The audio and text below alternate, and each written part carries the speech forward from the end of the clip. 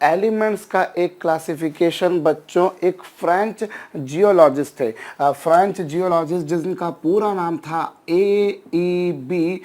D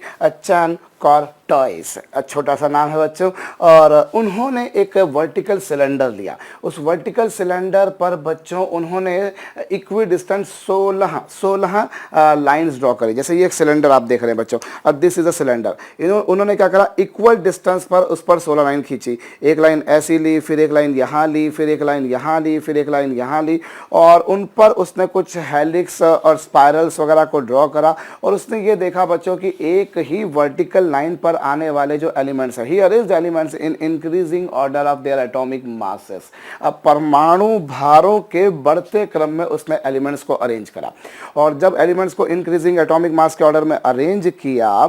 तो देखा उन्होंने कि जो एक ही वर्टिकल लाइन पर आने वाले एलिमेंट्स हैं उनकी प्रॉपर्टीज या तो सिमिलर होती हैं या सिमिलर तरह का वेरिएशन होता है। उस बेसिस पर उन्होंने बोला कि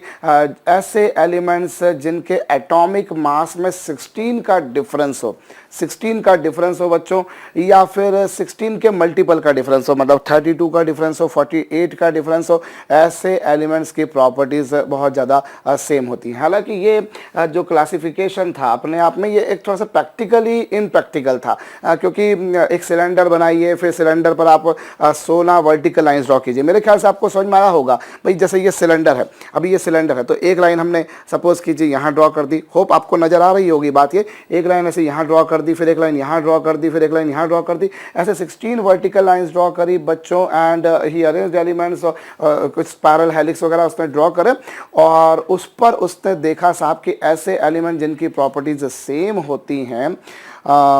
वो जो एक ही वर्टिकल लाइन पर जो आने वाले एलिमेंट्स हैं उनकी प्रॉपर्टीज अगर सेम है या एक सिमिलर काइंड का वेरिएशन है। ऑन दिस बेसिस ही came to a conclusion, yes, कि साहब those elements whose atomic mass is either distinguished, atomic mass बोल दीजिए या फिर atomic weight बोल दीजिए, whose atomic masses are distinguished from each other either by 16 or by the multiple of 16, that is 32, 48 वगैरह वगैरह, they have a similar kind of properties. Although this classification was not accepted because of you can say एक ऐसा तरीका था बच्चों जो थोड़ा सा inconvenient, impractical जा रहा था।